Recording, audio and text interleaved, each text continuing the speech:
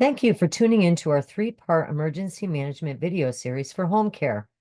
This is part 3, Getting Back to Normal, where we'll cover what you need to know after an emergency has ended.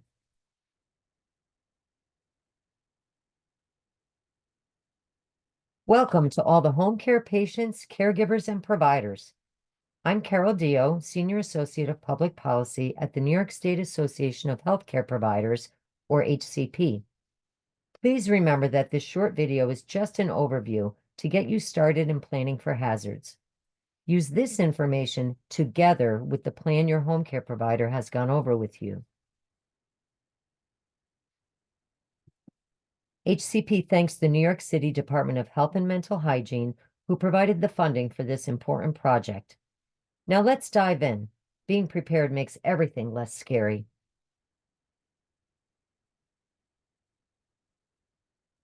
In this video, we'll share some important tips about how you can get back to the business of life following a disaster or emergency in your home or community.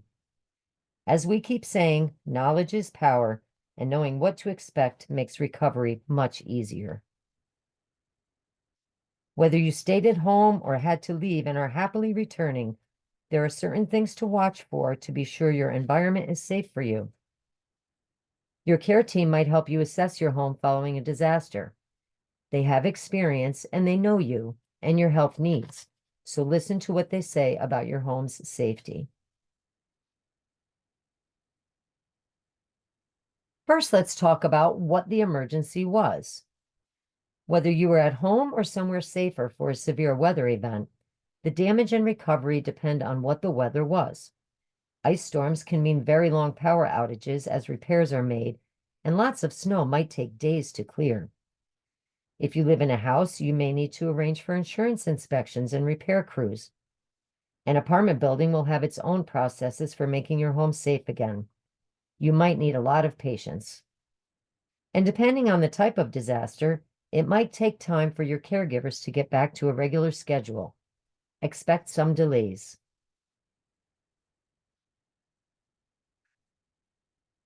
Just like with how you react, what you do after an emergency will be very different depending on what the emergency was.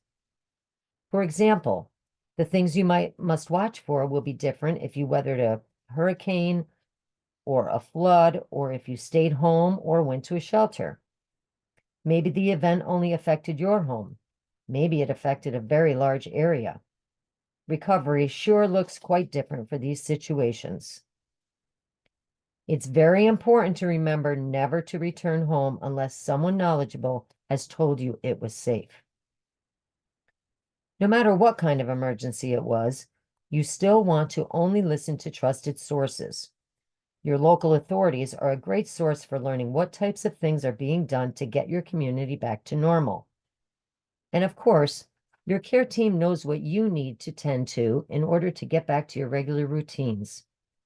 Continue to stay connected to them and your personal team during your recovery. You might need their help to bring order back to your life. Remember that your emotional and mental health are important, and you may have a lot of negative feelings after an event disrupts your life. Be sure to talk to your care team about this and get extra help when you need it. Finally, feel good about what you learned from the incident. You might have made mistakes that you can use to update your emergency plan in case something happens in the future. Talk about plan changes with your care team.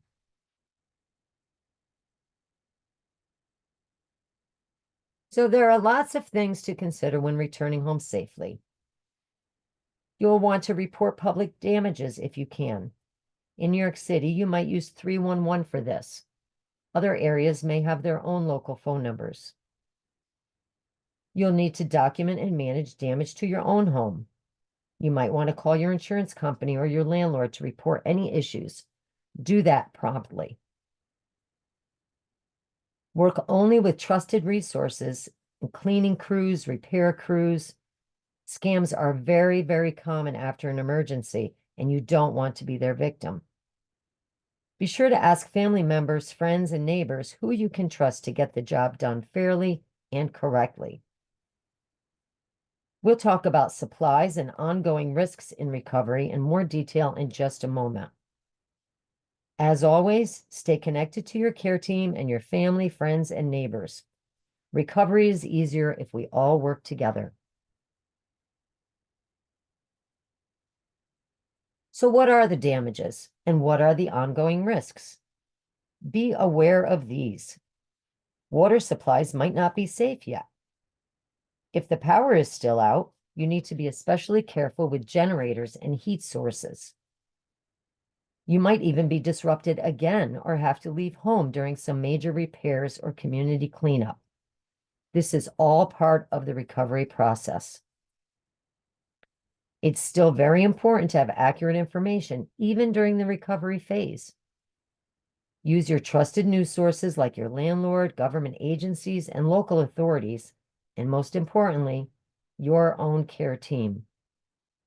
If the emergency was widespread, you can turn to trusted sources and alert services for New Yorkers, which are listed at the end of this video. Be sure to check them out.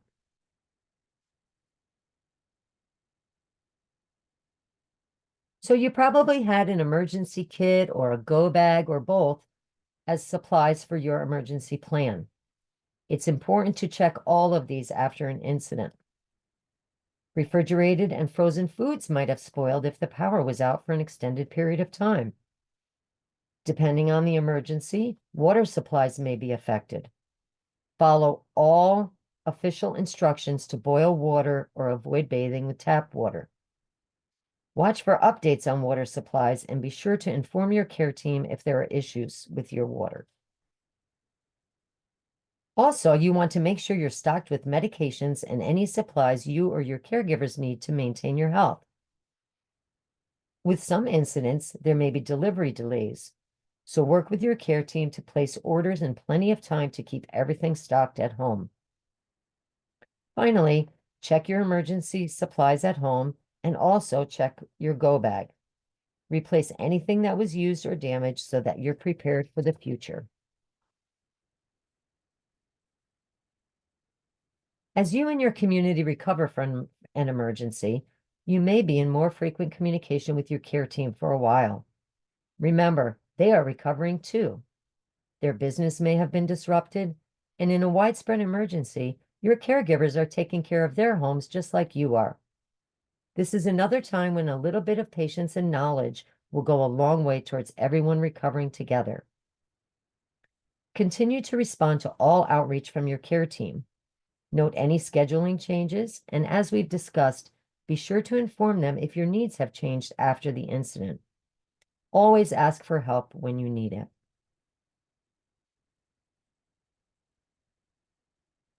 As we come to the end of this video, here's the short list of things to do after the dust has settled from a hazardous incident. Remember, only return home when it's safe to do so. Continue to listen to your healthcare providers and other trusted sources and follow their advice. Check for damages to your home and take action to make repairs and file insurance claims when needed. Beware of scams. Do not use unsafe food or water, and plan to replace any emergency supplies as soon as possible.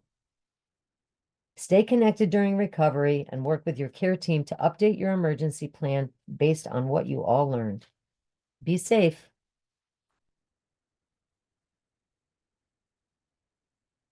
Here is a short list of trusted resources for emergency planning and recovery. Some of them offer handy checklists for supplies and steps you can take to stay safe before, during, and after an incident. The links are shown in full on the last slide of this video. We hope you found this short video helpful and learned some new tips to help you recover after an emergency or hazard in your home or community. Please contact us with comments and suggestions for future programs. Let the video keep running to see a list of emergency alert services for New York and the full links to the resources we provided. And if you haven't yet, be sure to check out parts 1 and 2 for tips on preparing for emergencies and staying safe during an incident. Stay safe, and thanks for joining us.